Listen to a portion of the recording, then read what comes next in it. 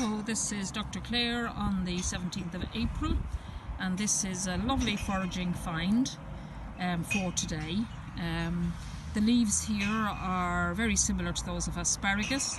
This is fennel, and fennel is very nice for making other herb teas that are a bit more bland and more green, taste a little bit sweeter and aniseedy.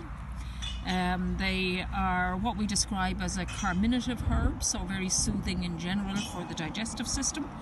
Antispasmodic, so particularly good for wind. Combines very well with chamomile and peppermint and mallow and meadowsweet and plantain. All of those would be lovely for the digestive tea. Just give you a nice view of the Atlantic Ocean, which is just on the other side of the road, and a very nice little find today. So I'm going to take this home to put in my own teapot.